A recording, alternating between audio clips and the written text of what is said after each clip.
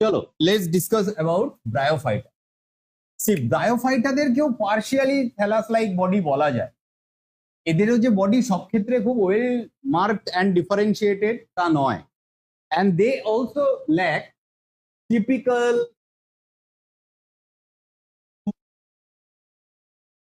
stem and leaf-like structure as present in most modern plants like angiosperm, flowering plants. এদেরও কিন্তু সেটা থাকে না, কিন্তু খুব প্রিমিটিভ স্ট্রাকচার থাকে that seems to work like these respective organs, and those are known as rhizoid. This is the structure present in bryophytes which acts as root. There you may find a structure known as colloid,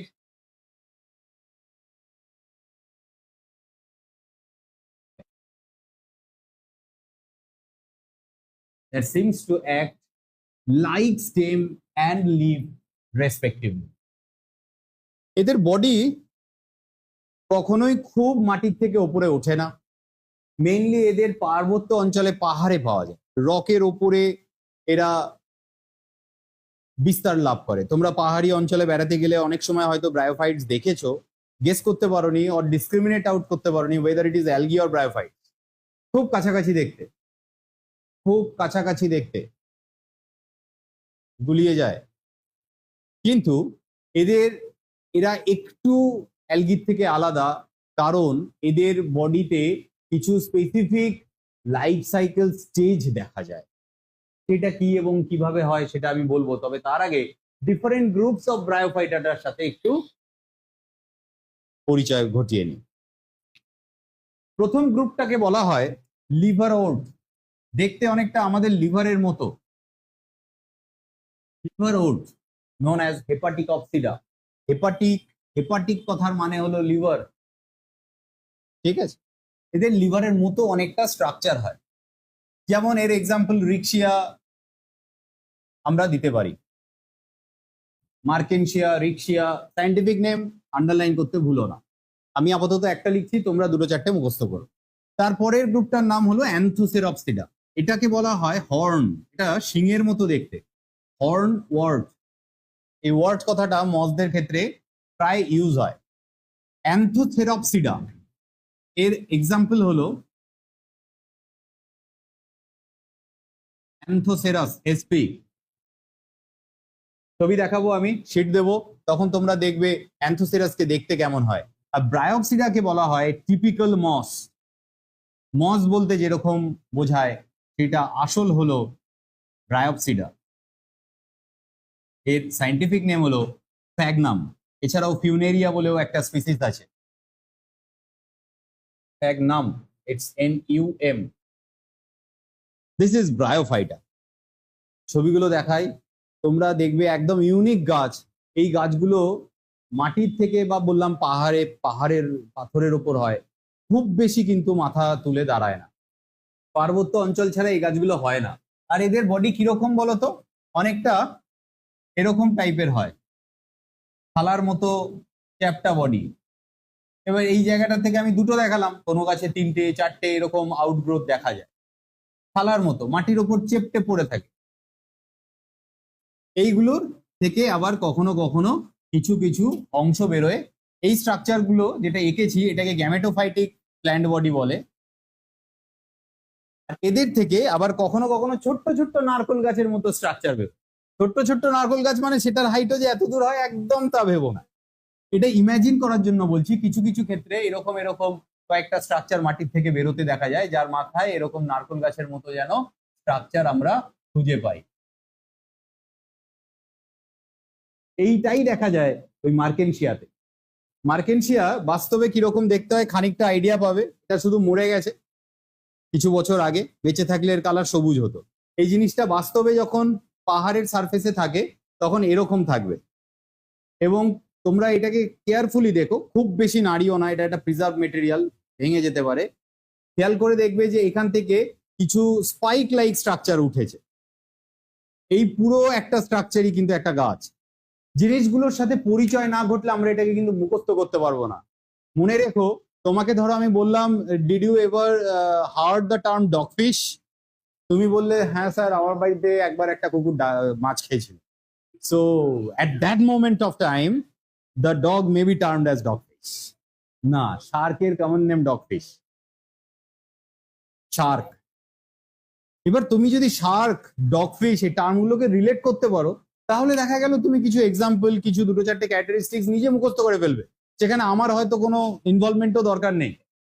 কিন্তু যতক্ষণ আমি তোমাকে বোঝাতে না পারবো how dogfish seems to look like, ততক্ষণ পড়াটা তোমার আউট অফ দ্য টেরিস্ট্রিয়াল মনে হবে।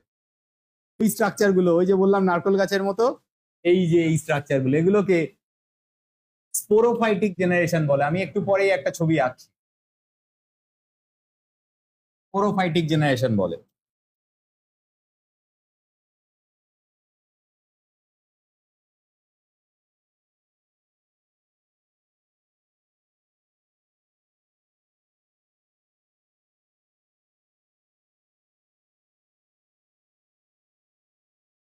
এই যে এই ছবিটার এই এই যে স্ট্রাকচারটা, আর যেটা দেখলে এই দেখো এইটা দেখেছো, এই যে পাশে বললাম না নারকেল গাছের মতো দেখতে, অনেকটা ছোট ছোট, তবে খুবই ছোট, খুবই ছোট। এই স্ট্রাকচারটাকেই দেখেছো এর ভেতরে, তবে এটা কিছু বছর আগে দেহত্যাগ করেছে। কেমন? এগুলো কিরকম জানো তো, পাহাড়ের সারফেসের ওপর হয়, আর ওটা স্ক্র্যাপ করে যদি তুমি পাথরের থেকে তোলো মরে যাবে, কিন্তু এগুলো পাহাড়ের ওপরেই হয়। পাহাড়ে নেকেড পাথরের ওপর হওয়ার ক্ষমতা রাখে এই ধরনের প্ল্যান্টস গুলো, এবং এগুলোই একটা লিথোস্ফিয়ার যেটাকে বলে, আমরা বলি যে রক ফিল্ড গুলোকে লিথোস্ফিয়ার নামে ডাকি, সেখানে কিন্তু গ্রিনারি ইনক্রিজ করার সবচেয়ে গুরুত্বপূর্ণ প্ল্যান্টস হলো ব্রায়োপসিডা, ব্রায়োফাইটা। চলো এই প্ল্যান্টটার সম্বন্ধে একটু আইডিয়া দেওয়ার চেষ্টা করি। যদিও যে ছবিটা এঁকেছি দেখে হয়তো তোমরা অনেক অ্যাঞ্জিওস্পার্মের প্ল্যান্টের সাথেও রিলেট করতে পারো, তবে সেটা করো না। আমি এই ছবিটাকে এরকম এঁকেছি তার মূল কারণ হলো যাতে একটা নর্মাল গাছের যে ইমেজ আমাদের চোখে আছে, যাতে রিলেট করতে পারি, আচ্ছা এটা রুটের মতো, এটা লিফের মতো, সেজন্য ছবিটা এরকম খানিকটা এঁকেছি। এদের সাথে তোমাদেরকে পরিচয় ঘটাই ধীরে ধীরে। জিনিসটা কি, ফার্স্টে যেখান থেকে আঁকা শুরু করেছি, এই স্ট্রাকচারটার নাম আগে জানি। This is spore and it is haploid in nature. Haploid, haploid মানে একটা সেট অফ ক্রোমোজোম থাকে। যদি হ্যাপ্লয়েড ডিপ্লয়েড না বোঝো, you need to wait up to genetics chapter. তারপরে এই স্পোরটার জার্মিনেশন হয়, যে স্ট্রাকচারটাকে বেরোয় that call protonema. This is the rudimentary plant-like structure. This is also haploid in nature, and therefrom a long branch of protonema emerges wherefrom a plant-like structure generates. এটা শুরুতে কিরকম থাকে, ধরো এরকম লম্বা সুতোর মতো স্ট্রাকচার হয়। এই যে প্রোটোনিমাটা দেখছো, এটা with time it will keep increasing in length, initial লেন্থে বাড়বে। তারপর এর মাথায় কিছু কিছু ছাড়া ছাড়া জায়গায় কিছু বার্ডস বেরোবে, কুড়ির মতো স্ট্রাকচার, যেমনটা এখানে দেখানো হয়েছে। This is a bird, and after some time this bud like structure may convert into such plant like structure. এরকম প্ল্যান্ট লাইক স্ট্রাকচার তৈরি হবে। এর বিভিন্ন পার্টগুলোর নাম একটু আগে আমরা পড়েছি। This is phylloid. আমরা টিপিক্যাল লিফ লিখতে পারবো না, remember this is same like structure or cauloid. This is root like structure called rhizoid. Done? Done. আমরা আশা করি সুন্দরভাবে ধরতে পারছি। এই তিনটে স্ট্রাকচার যে গাছটায় দেখা যায়, সেই গাছটা এদের ক্ষেত্রে ইন্ডিপেন্ডেন্ট। ইন্ডিপেন্ডেন্ট কেন? Because they can photosynthesize by themselves and absorb moisture or water what is available in the medium. Independent plant body এদের ক্ষেত্রে হলো gametophytic generation. Gametophytic plant body, gametophytic plant body. So bryophyta বা মসদের ক্ষেত্রে যে plant বডিটাকে মূলত গাছের মতো দেখায়, একটু আগেই যে স্ট্রাকচারটা আমরা ওই জারের ভেতর দেখলাম, that is nothing but gametophytic plant body, that is haploid in nature. এবার এই গ্যামেটোফাইটিক প্ল্যান্ট বডির ভেতরে মেল আর ফিমেল পার্ট আলাদা থাকে।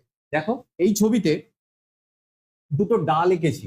এরকম যে সব ক্ষেত্রে দুটো ডাল থাকে তা কিন্তু নয়, কিন্তু এটা বোঝানোর জন্য। এইটাকে বলতে পারো মেল ব্রাঞ্চ বা মেল পার্ট, আর এই পার্টটাকে আমরা নাম দিই female branch or female part.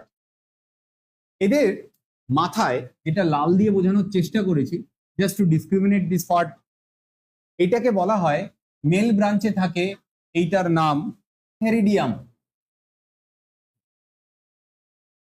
What is antheridium? Male part or male gamete producing structure. এরা মেল গ্যামেট তৈরি করে, মেল গ্যামেট।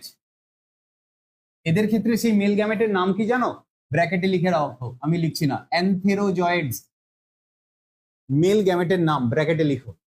অ্যান্থেরিডিয়ামের ভেতরে মেল গ্যামেট তৈরি হয়, আর এটার নাম হলো আর্কিগোনিয়াম। এর ভেতরে এগ সেল তৈরি হয়। এই স্ট্রাকচারটাকে যদি আমি বড় করে আঁকি, এই স্ট্রাকচারটাকে, শুধু এইটাকে, হ্যাঁ, এইটাকে ধরো আমি বড় করে একটু আঁকতে চাই, তো নিচে নামিয়ে আনলাম।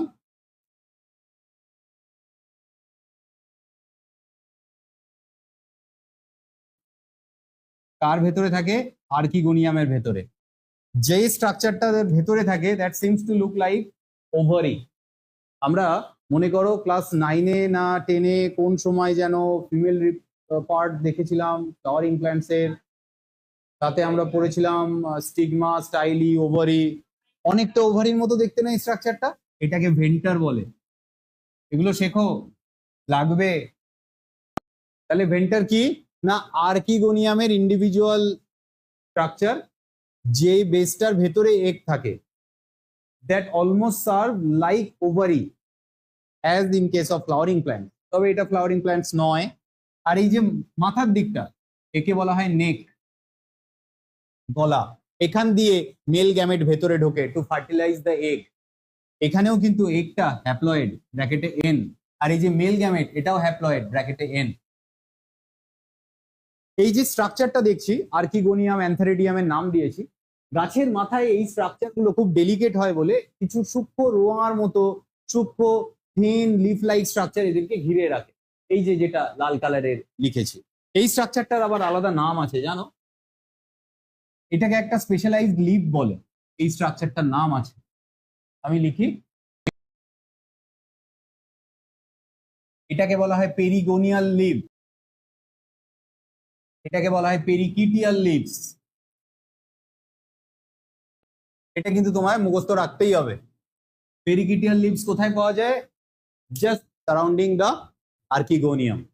That is the male gamete producing structure. What is অ্যান্থেরিডিয়াম?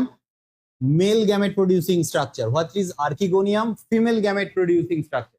Female gamete means egg. ভেবে দেখো, এই গাছটার ভেতরে হয়। একটু আগে যে স্ট্রাকচারটা দেখেছিলাম, মার্কেনশিয়া দেখলে না হাতে নিয়ে, ওটার কথাটা ভাবো। ওর যে ফ্ল্যাট চ্যাপ্টা জিনিসটা ছিল, সেটা কিন্তু গ্যামেটোফাইটিক জেনারেশনটা, তলার অংশটা চ্যাপ্টা তো অন্যরকম দেখতে। আর ওর উপর থেকে যে নারকেল গাছের মতো জিনিসটা বেরিয়েছিল, সেইটা আসলে স্পোরোফাইটিক জেনারেশন, যেটা এখনো আঁকিনি। ওইটাতে, ওই স্পেসিমেন্টটাতে যে স্ট্রাকচারটা দেখলে নারকেল গাছ তাল গাছের মতো দাঁড়িয়ে আছে, তা এখনো এতে আঁকা হয়নি। এবার আঁকবো। হয় কি জানো? এরা বৃষ্টির মাধ্যমে পোলেন ট্রান্সফার করে। এদের জল লাগবেই পোলেনটাকে ট্রান্সফার করতে, যত কাছাকাছি থাক। হাওয়াতে যে যায় না তা না, কিন্তু জলেই এটা বেশি ভালো ট্রান্সফার হয়। যখন বৃষ্টি হয়, এই ধরনের গাছে ধরো এইটাতে ড্রপলেট পড়লো, এটা ফেটে গিয়ে এরকম রিলিজ করলো, এবং তার উপর কিছু ড্রপলেট এই ফিমেল পার্টটায় পড়লো। এইভাবে মেল গ্যামেট, দ্যাট ইজ অ্যান্থেরোজয়েডস, তোমরা নিশ্চয়ই ফুল ফর্মটা লিখেছো, এখান থেকে এটাতে ট্রান্সফার হয়। এদের ক্ষেত্রে কোনো মৌমাছি প্রজাপতি এই কাজটা করতে পারে না।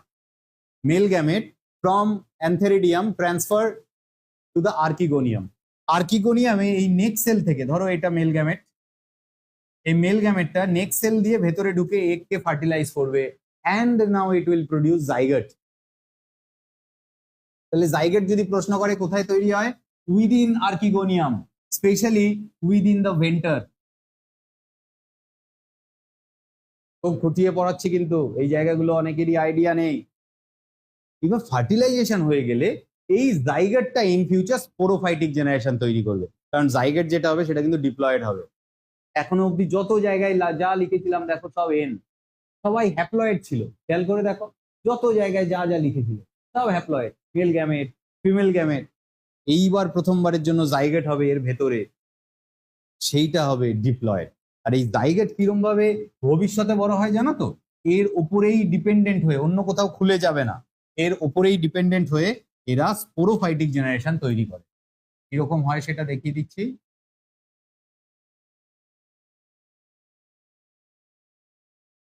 এইরকম একটা স্ট্রাকচার, এই জাইগেটটা এখানে বড় হওয়ার ফলে এটা তৈরি হয়।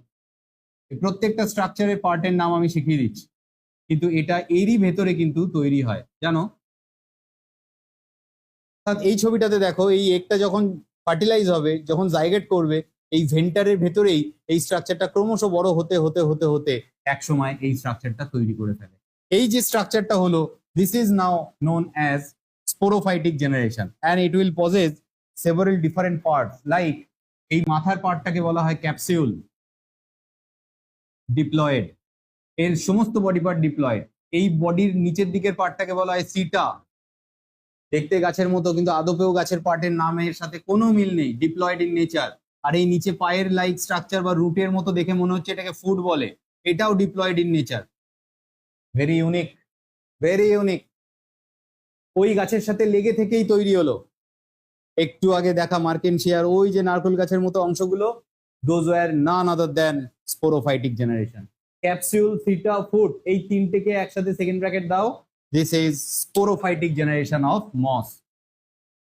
Sporophytic plant body, and obviously they will be diploid to n in nature. Now within this capsule, এই ক্যাপসিউলটার ভেতরেই ইন ফিউচার স্পোর তৈরি হয়। তো এইটা যখন আবার ম্যাচিওর হয় তখন সেটা এই দেখো, এই দেখো, এই দেখো পেটে স্পোর রিলিজ করে। সো ক্যাপসিউলের ভেতরে, ক্যাপসিউলটা ইটসেলফ কিন্তু টু এন ডিপ্লয়েড, তার ভেতরে স্পোর তৈরি হয় কি পদ্ধতির মাধ্যমে? তো লিখে রাখো, মিওসিস। পরীক্ষায় প্রশ্ন আসে, ব্রায়োফাইটার বডিতে কোন পার্টের ভেতর মিওসিস ডিভিশন টেক পার্ট হয়? এটার উত্তর হবে কি না, ক্যাপসিউল। স্পোরোফাইটিক জেনারেশনের ক্যাপসিউলের ভেতরে মিওসিস হয়। আর এই মিওসিসে কিসের থেকে কি তৈরি হয়? তোমার অ্যান্সার হবে এই যে ছোট লাল ডট গুলো, স্পোর মাদার সেল কিন্তু ডিপ্লয়েড, কিন্তু এইটা মিওসিসের মাধ্যমে স্পোর তৈরি করে।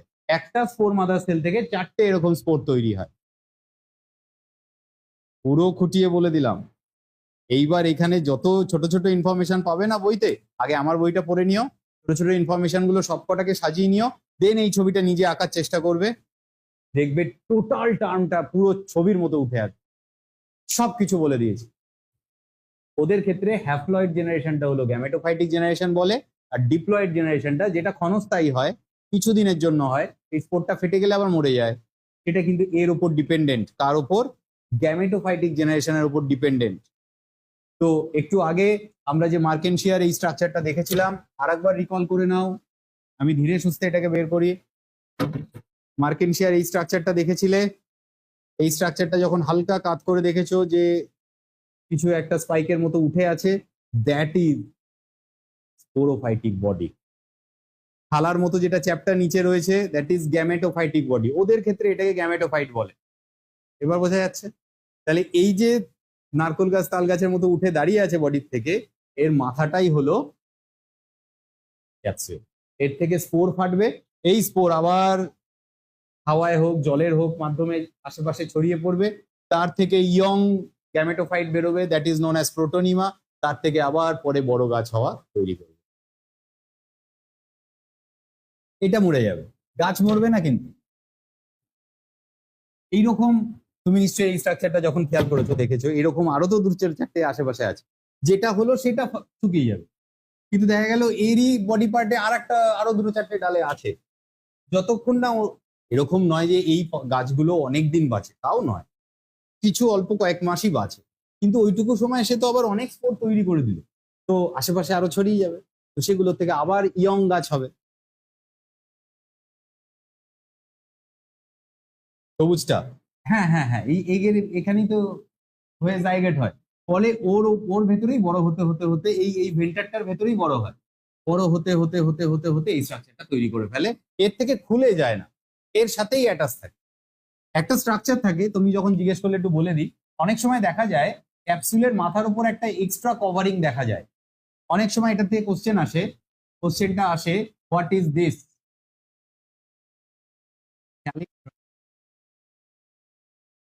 কেন কোশ্চেন আসে আমি নিট স্ট্যান্ডার্ডে তোমাদের বোঝাই। এইটা হ্যাপ্লয়েড ইন নেচার, বাকি সমস্ত পার্ট ডিপ্লয়েড। খেয়াল করে দেখো, এই স্পোরোফাইটিক জেনারেশনে capsule diploid, theta diploid, food diploid. এটা কি করে হ্যাপ্লয়েড হলো? ক্যালিপ্রা কি করে হ্যাপ্লয়েড হলো? ক্যালিপ্রা আসলে কিচ্ছু না, এই যে যে ভেন্টারটা বা যে থলির ভেতরে তৈরি হয় জাইগোটটা, সেই থলিরই একটা অংশ, অর্থাৎ ওর পুরনো মাদার সেলের একটা পার্ট, যেটা ফার্টিলাইজেশনের মাধ্যমে তৈরি হয়। ওর একটা পার্ট জাস্ট ওর কভারিং হিসেবে থেকে যায়। যখন এই গাছটা বড় হচ্ছে, এই পার্টটা বড় হচ্ছে, কিন্তু ওর পার্টটা, এই ক্যালিপ্ট্রাটা, এই পুরনো মায়ের একটা সেলের পার্ট থেকে যায়। ওটা জাস্ট ওল্ড এই আর্কিগোনিয়ামের একটা পার্ট, যার জন্য এই ক্যালিপ্ট্রাটা কি কাজ করে না, স্পোরটাকে ঢেকে রাখে, এই বিশেষ করে এই ক্যাপসুলটাকে। তাই এর নেচারটা হ্যাপ্লয়েড হয়, বাকিগুলো সব ডিপ্লয়েড।